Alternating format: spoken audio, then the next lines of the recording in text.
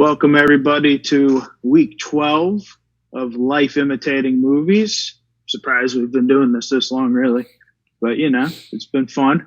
So I'm Brad. Over there is my buddy Mitch.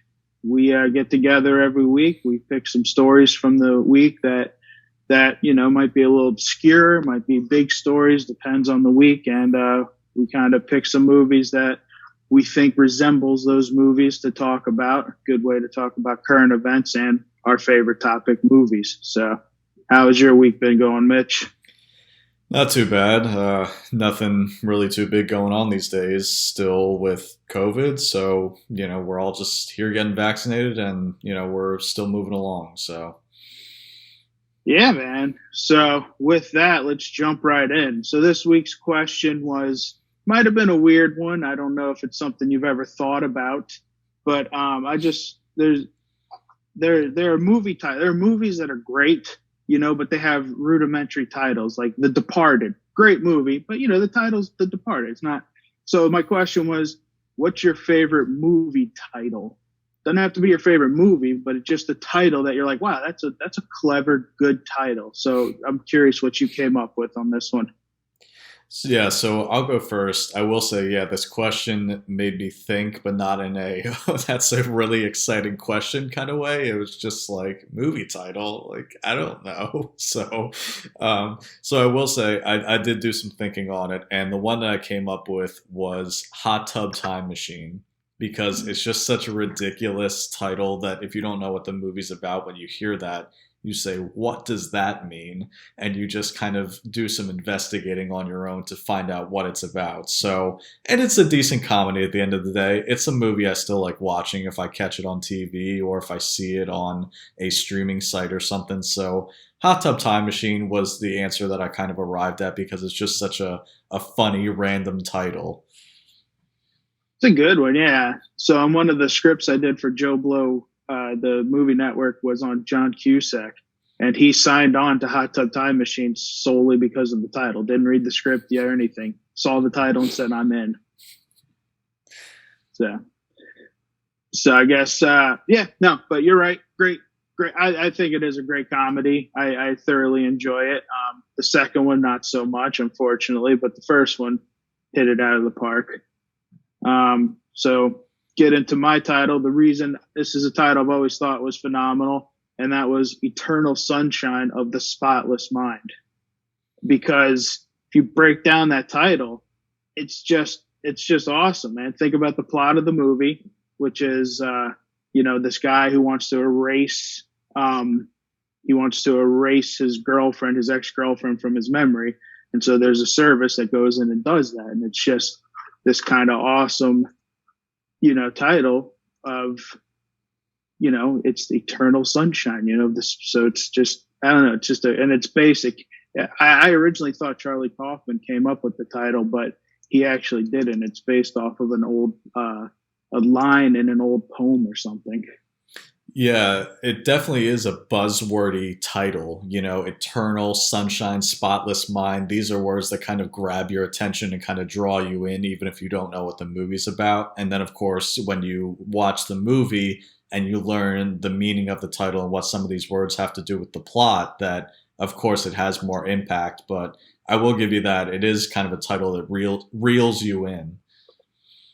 Yeah, yeah, it's a good. I mean, I think that's the one Charlie Kaufman won the Oscar for best screenplay. And Jim Carrey should have been nominated. Kate Winslet did get nominated, but it's a good movie, man. It's a mind f of movie, which is Charlie Kaufman special.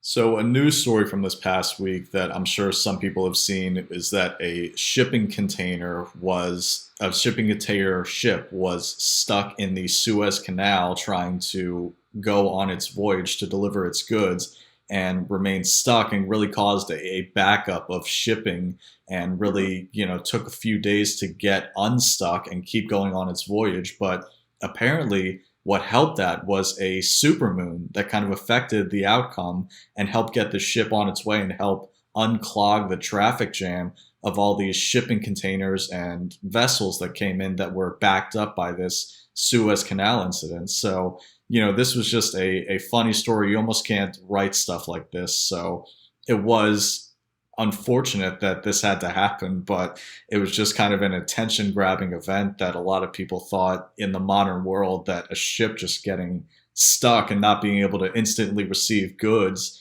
in today's day and age, that this was just a little bit unheard of. Yeah, I like that. It's not technically a space story, but it kind of is. It's about a moon, about the moon. Um, yeah, it was an interesting story. I like that any story that isn't pure, full of dread in today's world, I'm okay with. And this was a story where you're just like, that's interesting. And this isn't my movie pick, but what it reminded me of was, do you remember the scene in Austin Powers where he tries to do the 3-point turn and gets stuck? That's kind of what it reminded me of. I'll be honest, I'm not a big Austin Powers fan. I think they're okay. I'm just not as enthusiastic about the movies as everybody else. I think Mike Myers has had funnier comedies besides that one. Yeah. Wayne's World is up there.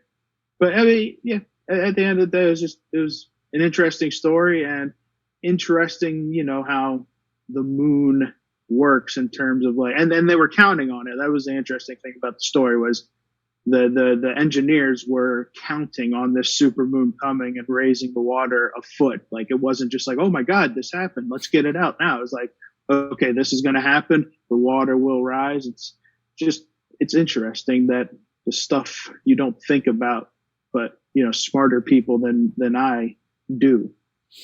Yeah, it's just funny to think of it that way. It's not something you would really think about where, hey, let's count on this supermoon to affect the ship being stuck to really kind of raise the water level and really help us out. It's a crazy chain of events. So obviously you could go a couple different ways with movies relating to this story. You could go a couple different kind of aspects of this news story from the past week. So kind of how did you approach this one?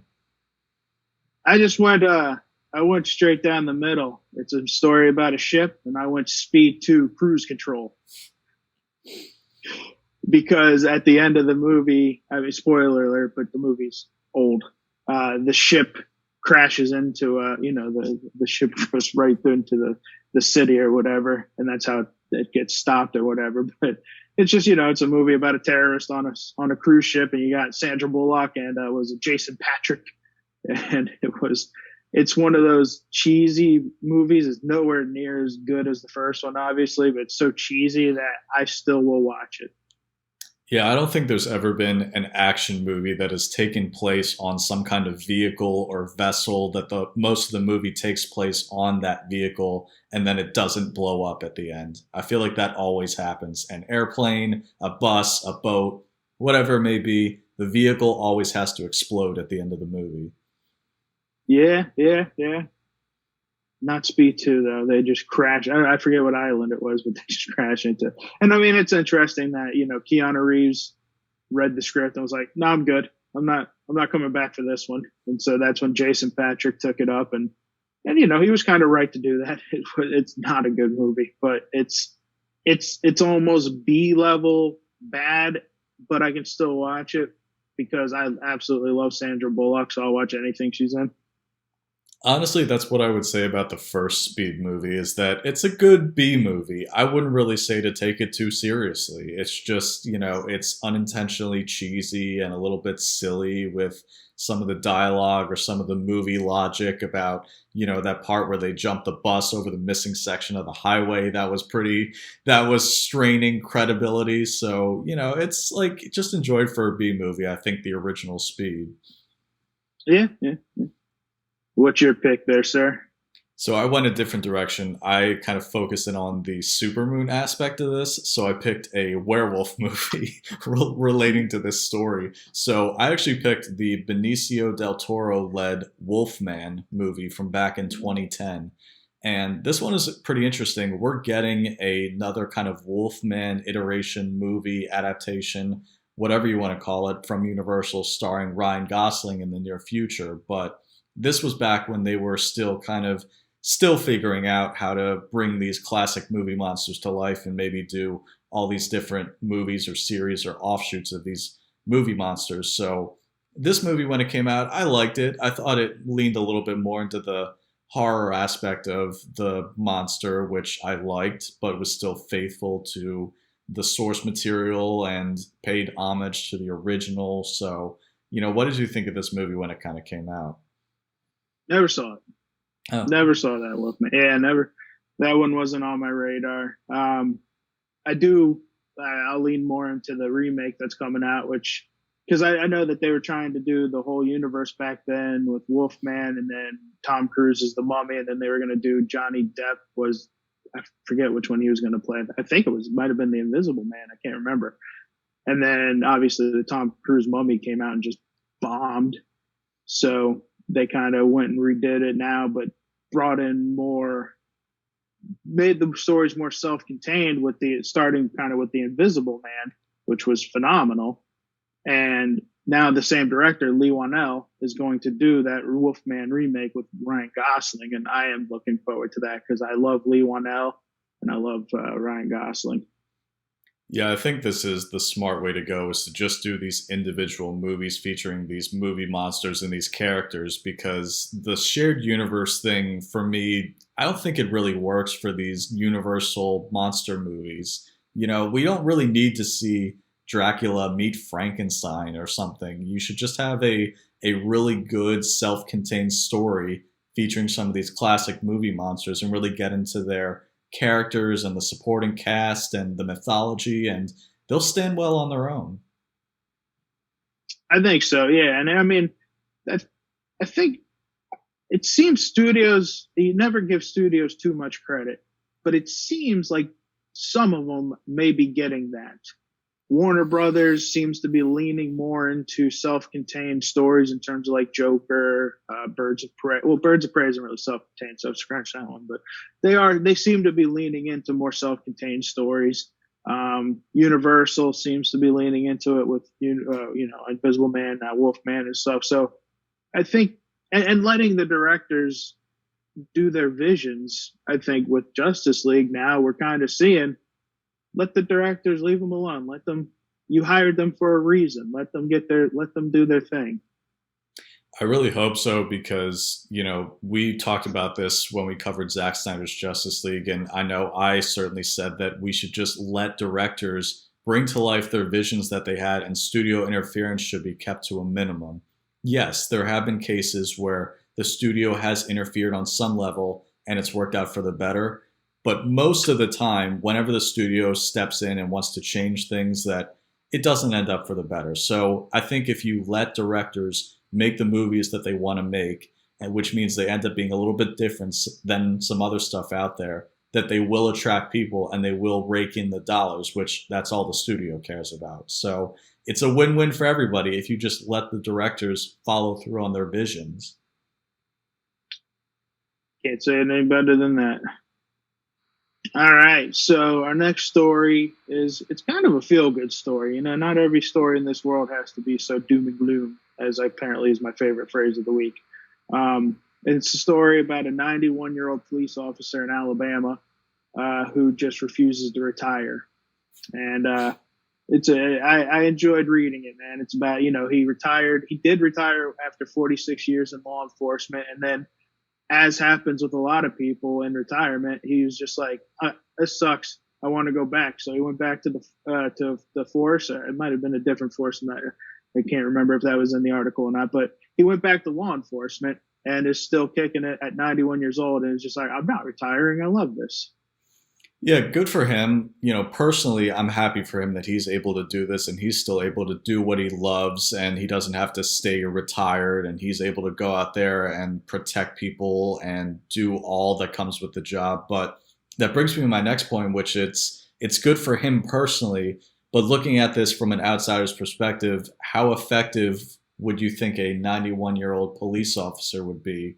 Would you be a little bit not disappointed, but when you see a 91-year-old cop pull up to a problem that you have to address it, how confident would you be that he would be able to handle a situation if it got out of control?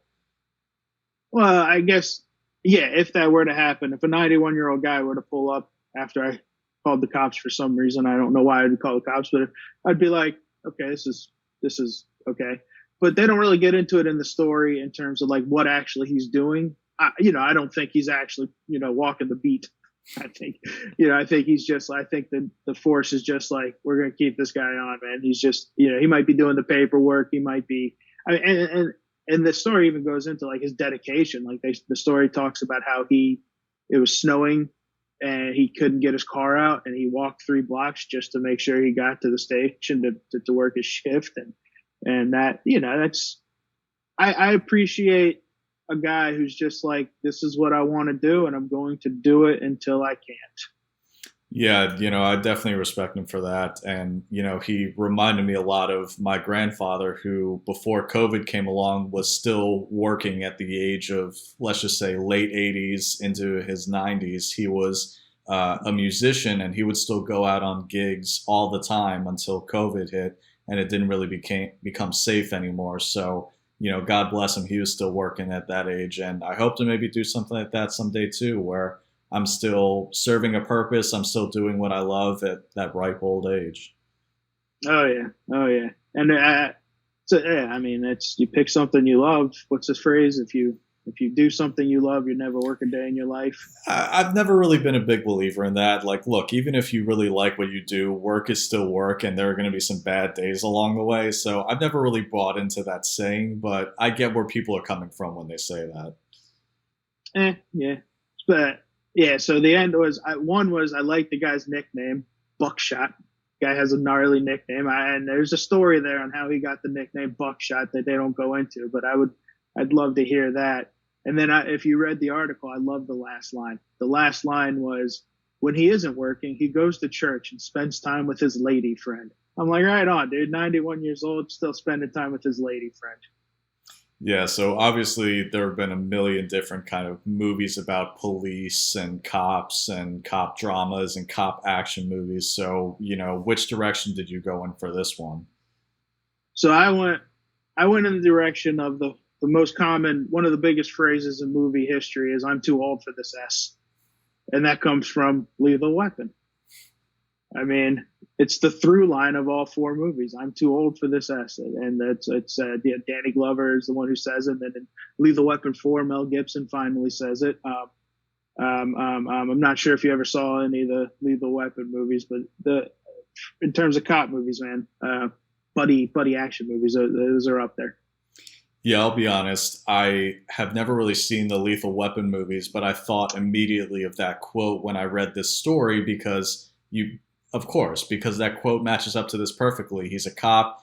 He's getting too old for this ish, so it instantly makes you think of that quote from that movie. So I couldn't really pick Lethal Weapon because I'd never seen it. So, what do you think of Lethal Weapon as an action movie? People really kind of hold up this series as one of the all-time greats with action movies or buddy cop movies. So where do you think it kind of sits up there in terms of rankings? Oh, it's near the top, man. I mean, Die Hard, Lethal Weapon are top 2 kind of cop buddy-ish series. I mean, Die Hard, I guess, isn't so much a buddy series. The third one is with Sam Jackson. But honestly, I love Lethal Weapon. I watch Lethal Weapon usually once a year around Christmas time. It's one of those unofficial Christmas movies. Shane Black wrote it, who writes a lot of these action Christmas era movies. They're great, man. And it's a series. I love all 4. I genuinely love all 4. It's a series I don't think diminished with each outing. I thought 4 was just as strong as 1. And apparently they're supposed to be making a 5th one coming soon. Everybody might be saying they're beating that dead horse. I cannot wait for Lethal Weapon 5. I would certainly say that. And we've talked about it before on the show, where when studios in Hollywood decide to make sequels out of long dormant franchises that never really seems to go well, that they're just trying to dig up something that has moved on and that people may seem like they're excited for, that they may think in their heads, oh, I'd be excited to see this, until they see the finished product that's way past its time. So we'll see. We'll see how it turns out. Hopefully when it comes out, you might enjoy it a little bit, but I'm a little skeptical. Yeah, man. So with that in mind, you couldn't pick Lethal Weapon. So what did you pick? So I went a little bit different. Like I said, there are a million different kind of police, cop, drama, action movies out there, but I went a little bit different with my pick, and I picked the movie 21 Jump Street because the guy's age kind of reminded me of the plot of this movie where he's 91, but the two guys in the movie, played by Channing Tatum and Jonah Hill, are going undercover as high schoolers. They're pretending to be younger than they are. And we haven't really talked about this movie on the podcast yet, but I really wanted to kind of bring it up and mention it because it's a really good comedy. It's one of the more solid comedies I think we've gotten, I would say, in recent years, but the movie's 9 years old at this point, so not really recent anymore, but it is one of my more liked comedies from sort of recent years. Oh yeah, and that was a Phil Lord, Chris Miller directed film, and then that was before they went on to kind of dominate animation, even going to win the Oscar for Spider-Man that they produced. And you're dead on right on that one. It's hilarious, and it's the rare sequel as well, 22 Jump Street, which I found to be just as hilarious as the first one. Yeah, it's difficult. It's difficult to judge the sequel and compare it to the original, which came first. Even if sequels are great, it is so hard for people to say unanimously that they eclipse the original, even if the sequels are fantastic. But I definitely think it's close. 22 Jump Street, I really loved as well. The end credits for that, where they go all the different sequels, that was amazing. That was a great way to kind of cap it off. That brought in some more cameos and just added some more comedy. But 21 Jump Street, I think, is still so great as a comedy. It pays tribute to the original, the TV series, and Johnny Depp. No spoilers, but still, again, it's a little bit of an old movie at this point. But Johnny Depp has a cameo in it, so it's just a great comedy from top to bottom. Just great physical comedy, great dialogue, great scenarios that the characters find themselves in. So it's just a really solid comedy for me. Oh yeah, yeah. And Johnny Depp's cameo was great because it was 21 Jump Street. The show was what launched his career, so it was a great to see him in the movie. And I like the movies too because they play as straightforward buddy action movies, kind of like Your Lethal Weapons or whatever. But they also work in terms of parody, which and a parody, if not done right, is can be the utter garbage, the worst thing you've ever seen. But when done right, like a Mel Brooks type style movie or these 21 Jump Street movies, they tend to be some of the most hilarious stuff you've ever seen. Yeah, and they certainly lean into the parody humor a lot more in the second one in 22 Jump Street, kind of making fun of themselves and maybe the genre or where people go undercover as younger than they are. But you're right, it still works. It's still funny and it certainly works in both of them. The first one, the original, the 21 Jump Street from 2011, 2012, whatever year it came out, they don't really lean into that comedy so much, but there's still plenty of material there that deals with the premise and what the characters are going through. Yeah, yeah. And I think that was the first movie I may have seen. Should maybe seen her before, but Brie Larson was in that, and that was the movie where I was like, oh, I like Brie Larson. She's solid.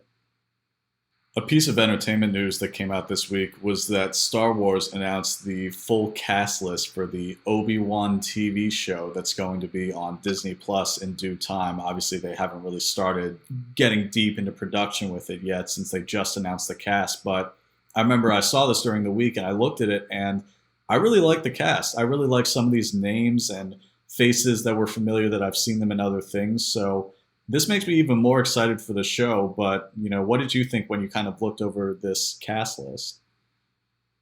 I mean, when I saw the cast list, there were names that stuck out to me. Obviously, you're bringing back Hayden Christensen. You got obviously Ewan McGregor is that, but the names that really stuck out to me were kind of the bottom line names, which was Benny Safdie, and I'm not sure if you know who Benny Safdie is, but he's one half of the Safdie brothers, who are the big time directors who directed Uncut Gems, the Adam Sandler movie, and Good Time with Robert Pattinson, and great directors. And so I really like seeing Benny Safdie pull up and get these acting gigs, just because I'm a fan of their directing. I like seeing their acting too. Sung Kang, aka Han from Fast and the Furious, that was That guy's just awesome, and more of him is always a solid thing. Kumail Nanjiani, big fan of his. Obviously, I'd done improv a lot in LA, and so I saw him do a lot of that stuff at the UCB Theater. I love the guy. And O'Shea Jackson Jr., which is Ice Cube's son. And so a lot of times I'm not a big fan of, celebrities, children. For me, they have to work harder to earn my respect in terms of their acting because I don't feel like they worked for it. That might be a wrong assumption on my part. But O'Shea Jackson Jr., for me, he's a solid actor. I have loved everything he's been in. Dude was phenomenal playing his father in Straight Outta Compton. He was great in Den of Thieves. The guy's a great actor. So I'm looking forward. The cast is solid.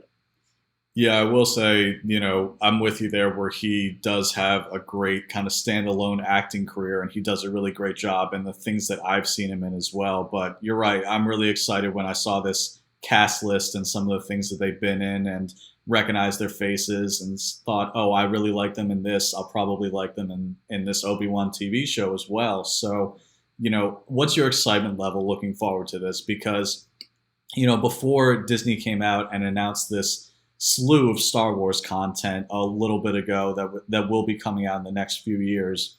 These two big ones, The Mandalorian and this Obi-Wan TV show, were the two kind of big projects at the forefront that people knew were going to get made. And finally, they got the ball rolling with this. So is your excitement level kind of on the same level as The Mandalorian for this show, or is it more or less kind of what are you looking forward to with this? So I'm not the biggest Star Wars guy. I enjoy the movies for what they are. I've seen them probably numerous times.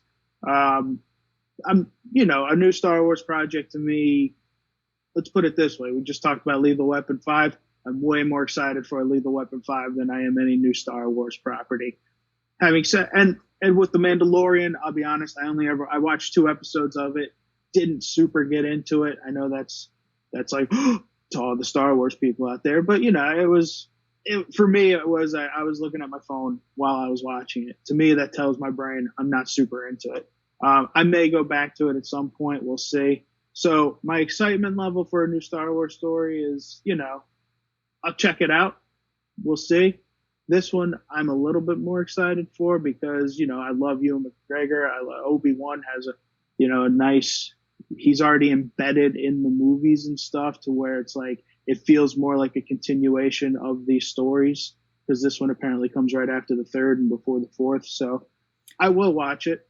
I will say, you're probably in the minority on that. I think The Mandalorian is one of the best TV shows out there these days. And just, it's not only what people think is the best, but it's just in terms of viewership numbers. It's one of the highest watched shows out there right now. And I absolutely love The Mandalorian. I think it's great visuals, it's great storytelling, great acting, great directing, and for Star Wars fans, a great mix of everything that has come before or after, past and recent past. So it kind of melds the original trilogy well with the sequels and prequels, and just kind of does a really good job of weaving everything together. So I'm very excited for this. So obviously, you would think, related to the story, that you would pick a Star Wars movie, right? Yeah. I will pick a Star Wars movie on this. I'll say this just to touch on that. The first time I ever watched House of Cards, I hated it. I don't know if my brain was in the right spot. I went back and watched it. It became one of my favorite shows.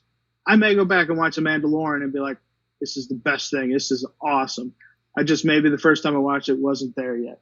So with this one, I did. And, I went with kind of an obvious pick, I think, because the story takes place after episode 3. So I went with Star Wars episode 3, Revenge of the Sith. So we picked the same movie on this. And the reason I picked it, I will just say, is that, of course, it's the last Star Wars movie that Ewan McGregor has starred in as Obi-Wan Kenobi in live action, that he's been present in, that he has shown his face in. He has a couple vocal cameos in the sequel trilogy in a couple of those, but this was the last Star Wars movie that he was physically present in as Obi-Wan. Yeah, and the original trilogy, I enjoy. They get crapped on a lot. I don't hate them. as much as other I people. I think you mean the prequel trilogy, right? Because the original Yeah, trilogy is yeah, what people think of the '70s and '80s Star yeah. Wars movies. Yeah, that was a slip of the tongue. The prequel trilogy gets crapped on a lot because, and I think that's a benefit I have in terms of not being a diehard Star Wars guy. So I enjoy the original trilogy, and this prequel trilogy I understand. I do see those as not nearly as good as the original trilogy, but I can still watch them in the overall arc of the story. And I do. The first one was really childish. The episode one, they really leaned into the child movie aspect of it. But that's why I kind of like what by the time they got to three, I think it was the first Star Wars movie to get a PG-13, and it was a little bit darker. And so I do enjoy episode three of the prequel trilogy the best. You know, people usually say that. That seems to be the consensus among Star Wars fans that they say Episode 3, Revenge of the Sith, is the best of the prequel trilogy. And I'm going to have to disagree with them on that. I just think it just gets weighed down so much in the middle and at the end by the just sudden change of heart from Anakin, where he goes in the space of 5 minutes to being a staunch defender of justice to murdering children. So I think, and that may be more on the writing and the direction of the movie than Hayden Christensen's acting. Although some of his acting, I think, is a little bit questionable among the prequel movies. But that's why I'm interested to see what they're going to do with him in this Obi-Wan TV show, because if he's given good writing and given good direction, can he really play Darth Vader or Anakin Skywalker really well? So I'm interested to see that, the difference between these two that he's been in. But episode 3, yeah, and then they have to, do the whole setup for episode 4 at the end of this movie. So it just, and it's kind of heavy handed and just, I don't know. I just don't really love episode 3 as much as other people do. Fair enough. I do like another casting in the movie was Joel Edgerton is coming back, and that was one of his earlier movies where he played, what was it? He played Uncle something. I'm going to butcher that, but he played an uncle in the movie. And so I like that the guy is a huge star now, big director as well, and he's coming back to kind of one of his earlier kind of day player roles almost, and that was nice to see. Yeah, I certainly noticed that too. And Joel Edgerton is a great actor. He's gone on to do some other great movies as well. And I was glad to see that he'll be coming back. He played Luke Skywalker's uncle, a younger version of him in the prequel trilogy. So that's kind of who he'll be playing in this Obi-Wan TV show. So, I'm looking forward to it. If it's half as good as The Mandalorian, I'm sure I'm going to love it. And it's going to be great. I can't wait. Ewan McGregor, how can you not like him in the lead? I will check it out, and I will give The Mandalorian another shot. Good. All right, so the next story is a story about they're starting to build these underwater kind of looking things that protrude out of yachts for rich people to get to go in and look out at the ocean as they're traveling. That was probably a horrible way of describing it, but it's just, I don't know. This is one of those articles I read, and I was just like, I wish I had money.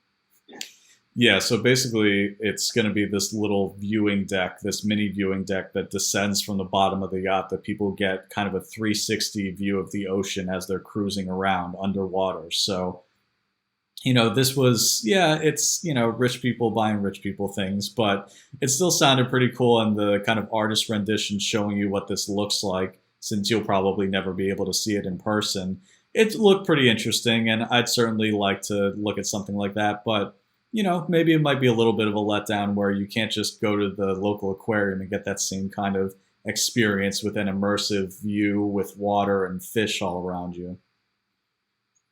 Yeah. It reminded me of when I was younger. My grandma took me to, I think it was Austin, Texas, and we went on these glass bottom boats. And I thought that was awesome. You just sit, you're sitting around, and there's glass in the middle of the floor, and you just look down, and you're looking at the ocean. Or I don't think it was the ocean, but you're looking at the water, and you're seeing the fish, and the trash, really. And it was interesting. So that's kind of what went through my brain when I saw this, was just like, the glass bottom boats and stuff like that. So that actually provided a really good segue to my movie pick because it may seem pretty random related to this story, but you kind of just touched on it a little bit where I picked the movie to go along with this story, Couples Retreat. And the reason that I picked that one is because there's a scene in the movie where they get to their luxury resort hotel where they're looking at their different rooms and there's windows at the bottom of each of them looking down into the ocean with the fish swimming by, which is kind of just like the boat that you talked about and kind of like this story where you get this viewing experience where you are looking at the ocean life. So Couples Retreat, I think this is a little bit of a better version of the movie Grown Ups, where you just have a kind of collection of talent, where you have kind of a few big name people that just get together and they just hang out and make a pretty good comedy. But I think that this version, if you compare it to Grown Ups, Couples Retreat is by far the better movie. Not saying it's perfect, but I think it's far more enjoyable and more successful than Grown Ups. Yeah, I haven't seen Grown Ups or Couples Retreat in a long time. I do remember I liked Couples Retreat because I like it's you got Vince Vaughn together with Jason Bateman, John Favreau, um, Ralphie from A Christmas Story, who's all part of that group. They're all friends or whatever, and so it did. I get that. I fully understand your vibe of grown up, friends getting together to shoot a movie, and Not to mention Malin Ackerman, Kristen Bell. It's got some good female players in it as well. So it's definitely has a really solid cast. it does. And they're great comedic actresses. I love both. I just watched a Malin Ackerman like direct to DVD Friendsgiving movie, and I thought it was actually really funny. Um, it's one of those that's on my list. I've been doing a big Jason Bateman rewatch recently after watching Ozark, and so Couples Retreat is on my stack to get to soon. So I don't remember it that well to really delve too far into it, but I do remember liking it. Yeah, I'll give you that. It's not a top 10 comedy, but it's an enjoyable one. And the reason I see it all the time is because it's one of those ones that's always on TV. Some channel is always playing it, and it's one of those ones that you kind of tune into when you're flipping through channels, you're looking for something to watch. And Couples Retreat, that's something familiar, that's something pretty decent. Flip it in, watch it. So I think it's a decent comedy. It's not spectacular, but it's got a good cast, and they all kind of do their thing that they're famous for, their comedic styles, and it's pretty good. Yeah, yeah. I will. It's on the list, so I will watch it soon. But I'll jump into my flick now, which I went a different way. I went documentary. My documentary was James Cameron's Deep Sea Challenge 3D. Um, so it's a phenomenal documentary. I love documentaries, and this one was James Cameron does a solo trip to the Mariana Trench, which is the deepest recorded area on Earth, 7 miles down. It's the deepest part of the ocean. If you've seen Transformers, it's where they threw Megatron at the end of the movie. Um, but it's a great documentary. I love these IMAX 3D documentaries. They're so awesome. I love seeing space and I love seeing the ocean, man. These areas I'm probably never going to go to. I like these documentaries, man. They're awesome. And 3D, I'm a huge 3D fan. And the 3D in these James Cameron documentaries, that and Goes to the Abyss, where he goes to the Titanic wreckage, they're some of the best 3D you've ever seen. Yeah, I will agree with you on that. This probably looks spectacular on IMAX, where you're getting this deep dive into the Mariana Trench, into the ocean, this deepest part that we still don't really know the full exploration scale of. So, it's always the point in a movie where if it's a monster movie or something sci-fi where something comes out of the Mariana Trench, we didn't know something was down there that invades our world or something like that. So it is a fascinating bit of geography, and like space, there are just parts of it that we don't know what's in there yet, that it's still unexplored. Yeah, yeah, and it's when you watch these documentaries, man, you go down. It's the deepest part of the ocean, and you see how these creatures under there, they have adapted to no dark, complete darkness, and so the things they glow. And you're like, whoa, that's really weird looking, man. And Cameron, man, I he's a phenomenal filmmaker. I mean, there's a reason the guy has two all time grossing movies in the top three. I mean, two of them are his. So I mean, the guy can make great movies. Made Terminator 2, obviously, which we've discussed, is was both of our one of our favorites. And the guy's great. He has that obsession with the water, and he has the obsession with cameras and showing the world this stuff. And I'm here for it. I appreciate that he does that stuff because I love him. So during this week, we see the return of one of the four major U.S. sports, which is baseball. Major League Baseball is officially back.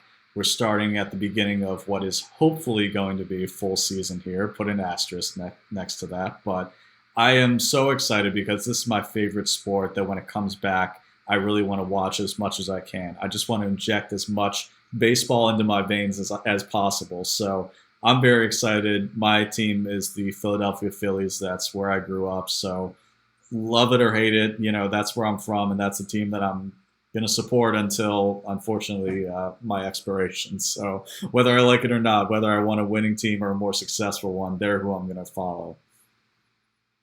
Right on. Yeah, I get crap from my friends a lot because I follow three teams. I have a reason for following three teams. It's okay. And that is Orioles, because we're in that city, and then I've seen more Orioles games than any other stadium or any other team, so I do follow the Orioles. Number two, Athletics. I grew up just south of San Francisco, not a Giants fan, but I grew up watching Ricky Henderson, Jose Canseco, Mark McGuire. I grew up watching that era of athletics, and my brother was a big athletics fan, and so I watched athletics games as a kid. And then I lived in LA for a while, and I went to Dodger games, so I started following the Dodgers. So those are the teams I feel like I'm justified in my fandom. Although I get crap, I feel I'm justified.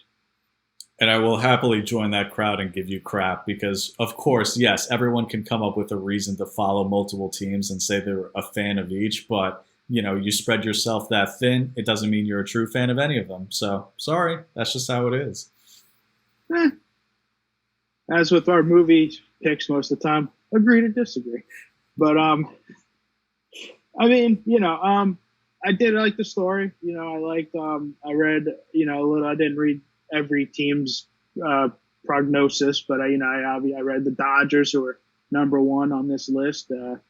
Athletics were at number 12, and Orioles were number 29. So only team worse than them on this list was the Pirates. So it'll be an interesting season. Yeah, they always do these arbitrary rankings and predictions and such, but that's the beauty of opening day when the season starts. Everyone's on equal footing. Everyone still has that optimism that, hey, maybe our team this year can surprise everybody, and whether it's make the playoffs or go above 500 or win the World Series, it's just full of possibilities. It just seems like everything is just ready to get going, that there can be some surprises for fans. So, I did actually pick a baseball movie for this one. So not something we do often because there's only so many sports movies out there when we pick a sports related story. But I went with the classic childhood favorite, The Sandlot. So this is just, to me, it embodies that feeling that kind of goes along with opening day, where you're a kid in Little League, anything is possible. You feel like you can make it to the bigs, and this just embodies that, where everyone just kind of grew up playing in their backyard, just even if it's not baseball, just playing sports and just having fun with their friends during the summer and just, dreaming big about making it to the big leagues. And The Sandlot, I think, is just such a great movie that just captures that. Yeah, Sandlot's one of the best movies ever made. Let's be honest. I mean, it's kind of, maybe we touched on it last week. I don't remember. We were talking about this bygone era of kids sports movies, like your Little Giants, your Sandlot, movies like that were just good movies, good kids related movies that weren't pandering to kids. They weren't, adults can enjoy them just as much as a kid. And Sandlot, I would say, is the best of the bunch. Yeah, I feel like it's a very nostalgic movie, not just because if you were a kid and you grew up watching it, it came out when you were a kid, but because of everything going on in the movie, baseball, Americana, a bygone era, small towns. It has a very nostalgic feel to it with everything going on in it and the setting and the values that they're kind of preaching. So I think it's, even if you didn't really grow up watching this as a kid, that it could make you very nostalgic just watching everything and seeing all these different sights and sounds from a different era. Yeah, and as a kid, I often got mistaken for Ham. That's a dead on true story. People thought I was Patrick Renna, I think is his name. People often thought I was him, and I'm not gonna lie, I signed an autograph or two as him. I don't know how old I was, but I did. You grow up fat, redheaded, freckled, you're going to be compared to Ham. But again, Ham in that movie, freaking hilarious, man. I mean, when he's playing catcher in that scene, and he's like, "Is that your sister out there in the outfield?"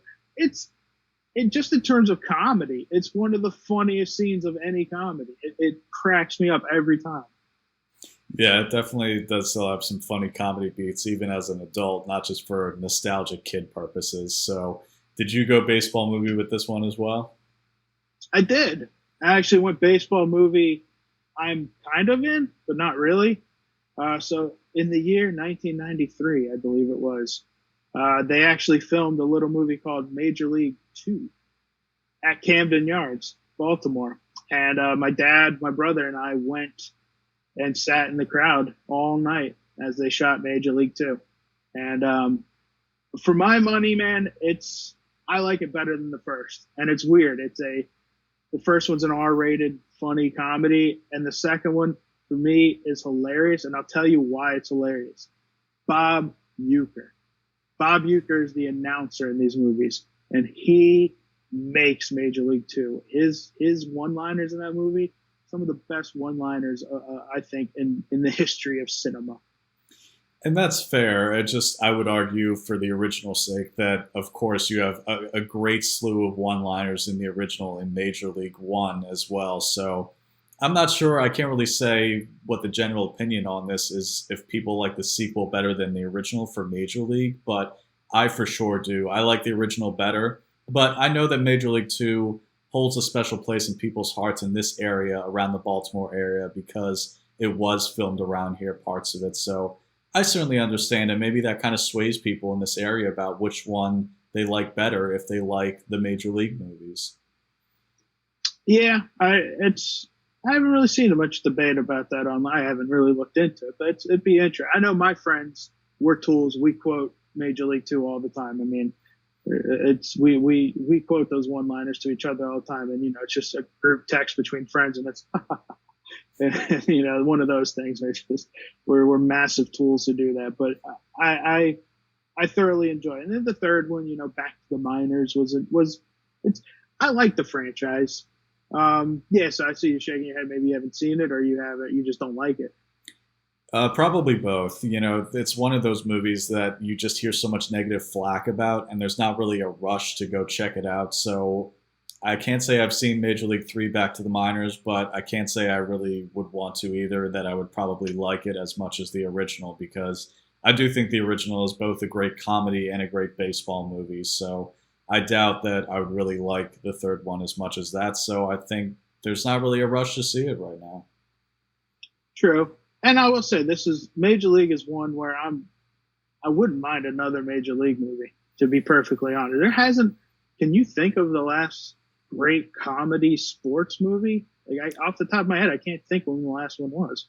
I can't either, but I'm sure if we do a little bit of research offline, we could probably find one pretty easily that we have just forgotten about, or that just wasn't that good in recent years. But I think this is like what we were talking about earlier with the Lethal Weapon, these long gestating sequels where it's a little bit of be careful what you wish for, because sure, in theory, another good Major League movie could be great, but don't count on studios to get it right. These long awaited sequels to these long overdue properties with original cast who are coming back after 20, 30 years. They're not the same actors they were.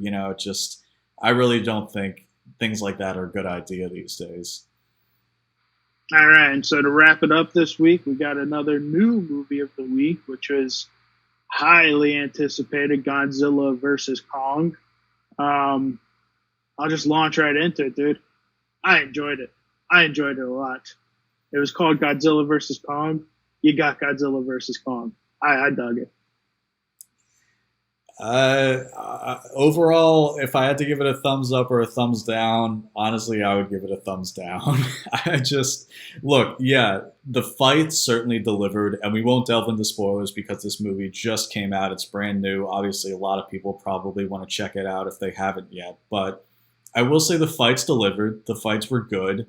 I just look, I know these movies aren't about the human characters. It's called Godzilla versus Kong, and you still need the humans in there to have some kind of relatability for viewers and to move the plot along. But the human characters were just awful in this. I didn't really think there was anyone that had a good storyline in this, or that really gave a great performance. No human characters really seemed like they needed to be there, or that none of them were really that captivating.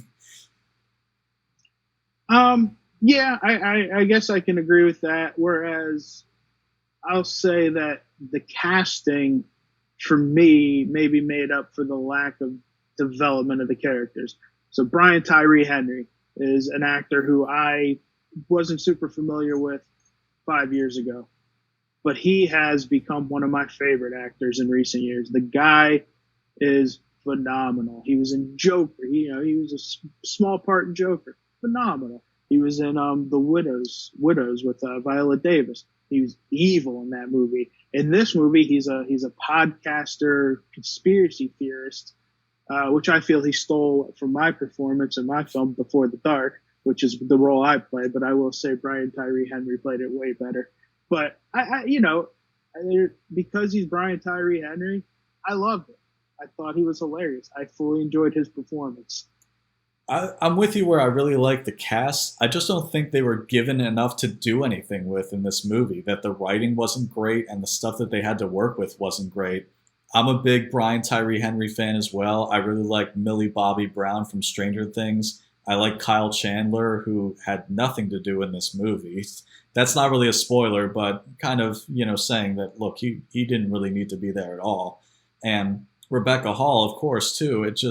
Again, I just feel like they didn't really have anything of value. They didn't really add anything to the movie.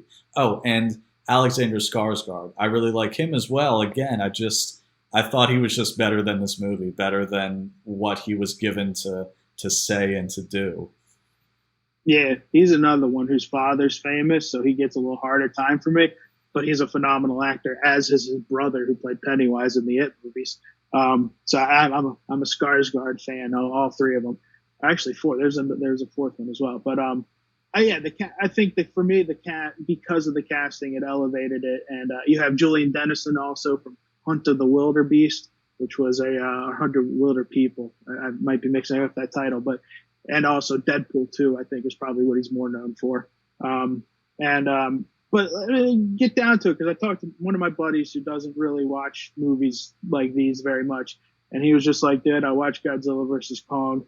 He hated it, and I was just like, "It's called Godzilla versus Kong, dude. What were you expecting?" Like, for my money, it had 3 gnarly fights. I enjoyed this, and it reminded of the old school, the camera angles, the way they shot it, old school Godzilla versus Kong movies, the old, cheesy ones. This one, obviously, bigger budget, not as cheesy. I dug that stuff. So I will say, let's get to the monster fights. Let's talk about what this movie is really about. And like I said, I enjoyed them.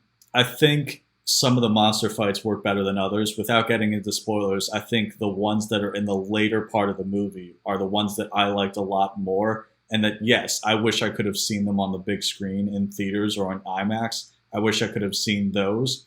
But the monster fights kind of towards the beginning of the movie kind of underwhelmed me a little bit. This is the first time that we're seeing a really good rendition of Godzilla versus King Kong. We've had ones in the past that have been, pretty cheap looking and pretty dated. But this is the first time that these two characters are meeting in the modern age on the big screen. And I didn't really feel like there was this big moment like that where they clash and it was just incredibly epic and you were blown away by what was happening. It was just kind of, they were just kind of shoving and punching. It didn't really overwhelm me that much. It just, maybe I'm in the minority on that. It was just kind of underwhelming for me, the monster fights that they had towards the beginning of the movie.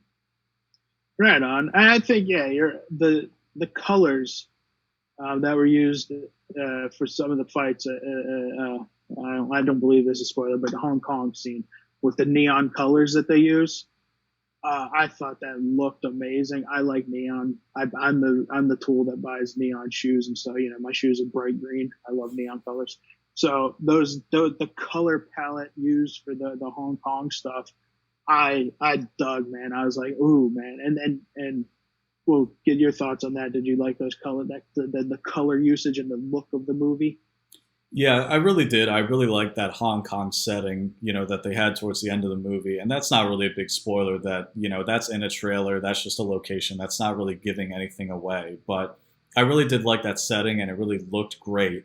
I will say though that that's something that a lot of studios do these days is they just use bright colors arbitrarily to just lure in viewers and make them say that the visuals were spectacular. But here, I thought it was warranted. It was a city at night and you see different buildings kind of glowing and it wasn't really kind of overdone like you see in some other modern movies where they just throw color at the screen just to have people go ooh ah. So I will say again that kind of monster fights toward the end of the movie where I really loved those. I thought they were fantastic. But I will just say really quick, one other kind of not major complaint, but one of my main gripes with the movie was that in the 2014 Godzilla, you really get this sense of just how insignificant we are compared to the monster, how big he is, the sense of scale and comparison and like his height towards airplanes and buildings and people and just I didn't really get that much of that from this movie. It just felt like, okay, these are giant monsters, but we're not really getting a sense of just how big they are. You show like a couple of things like that, but you get, them battling next to all these skyscrapers and these big, gigantic structures that humans have built somehow so quickly that we're not really getting like that ground level look up at just how big they are. I can appreciate that. Yeah, and low angles. I guess that's they pulled back to show more wide shots of the versus the low angles and stuff. And that was somebody wrote on. I did see online somebody was like, so how many humans do you think actually did die? In some of these fights, and you're like, yeah, it's PG-13. Can't sure. It reminded me a little bit of the opening of Batman versus Superman. If you think about it, these going these human people dying. But I did want to touch back on, talking about going to the movies. So, obviously with COVID, the only movie I saw last year in theaters after COVID became a big pandemic was Tenet. This movie, man, I am almost tempted to go to the theaters to see it. It's a big scale movie, man. And I want to see it with the speakers pumping in that Hulkenberg score and the fights and the colors and everything on the big screen. I'm not going to. I'm still COVID fu, but I'm not going to go.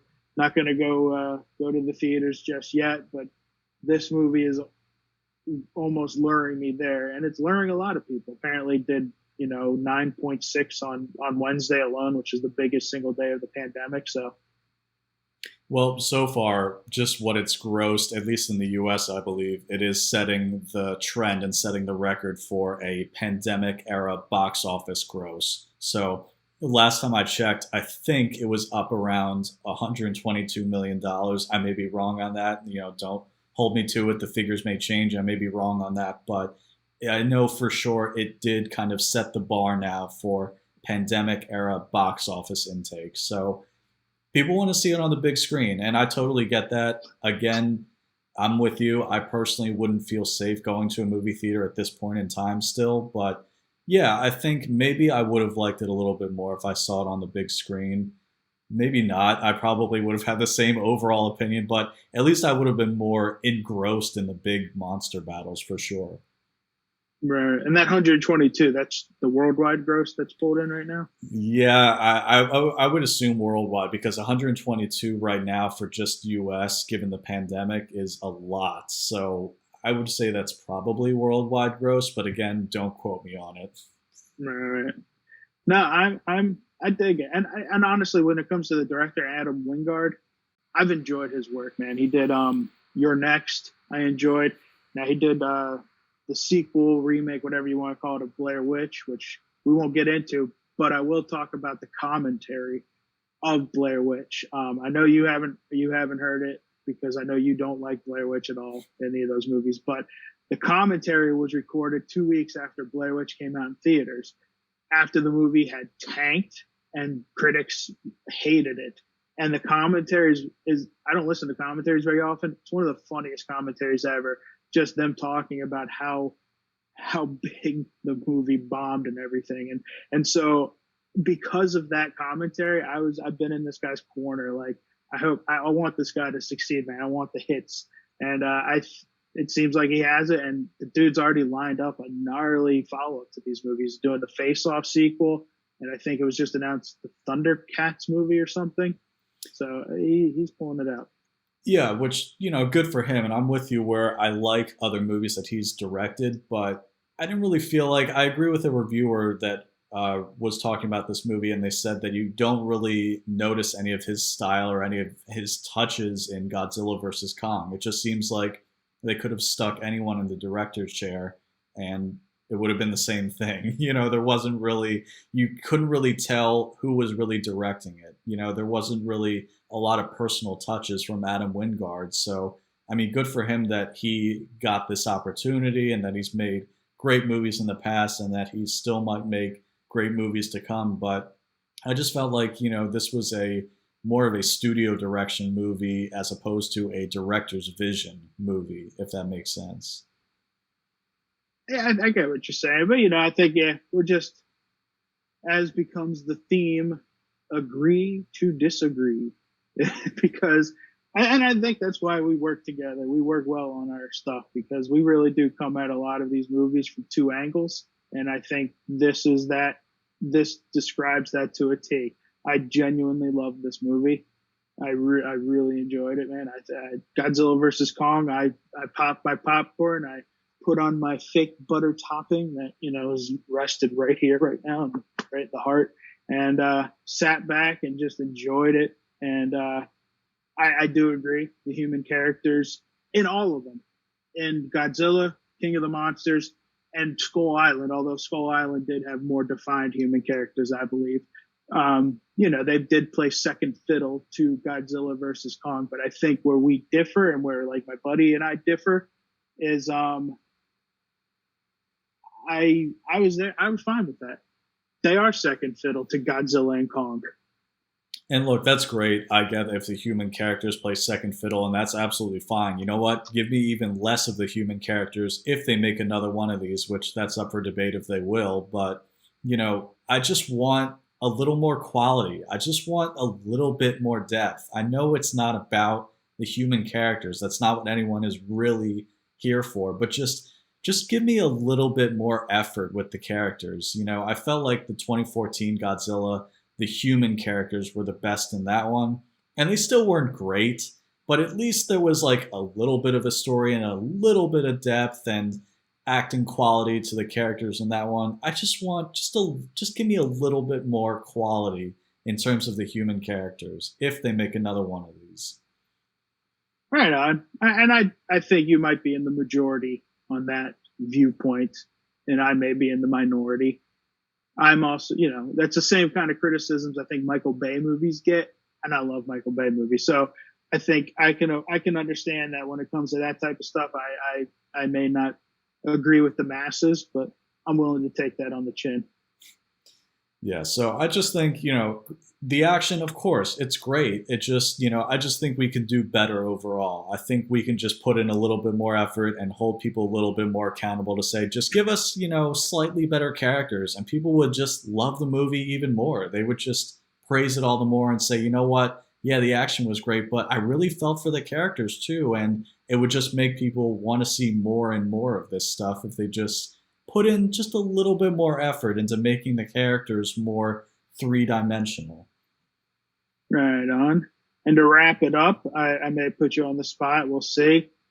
Going into the movie, were you Team Kong or Team Godzilla? Oh, Godzilla all the way. Oh, see, they were different again. I was 100% Team Kong. Well, I will just say as kind of a last statement from me on this movie that you probably liked it more than I did because, again, this isn't really a spoiler, but I felt like it was more of a King Kong movie than a Godzilla movie, if that makes sense. I agree. And one of my notes I wrote here was when it came to this movie, and I think kind of the overall monster movie for quadrilogy, I guess, Godzilla, King Kong, Skull Island, King of the Monsters. King Kong for me felt like a character that you sympathized with. Godzilla always felt like a monster if you follow that way of thinking. Like when you see King Kong at Skull Island and in this movie, it seems like a character, man. You're like, I root for this guy. And Godzilla, even though in all the movies he is technically a good guy because he doesn't want to hurt the humans. He just wants to fight the other monsters and get them away. But he always just felt like a big monster, not a character. And that's where my sympathies and my love of King Kong came from. All right. So that's going to do it for week 12 of Life Imitating Movies. I think our movie picks this week might have been a little bit more mainstream, so you're not going to have to go out of your way to really find too many of them. I will recommend the documentaries, though, if you get a chance. They're phenomenal. Godzilla versus Kong, differing opinions. If we were Siskel and Ebert, it'd be thumbs up, thumbs down. That's okay. That's what makes opinions great, even though mine was right. So anything you want to say, add to this one there? No, just thanks to everybody for tuning in, listening, watching. So we'll be back again Monday, 10 a.m. Eastern, usual time, with another episode of Life Imitating Movies. There it is. Have a week, as Kevin Smith would say.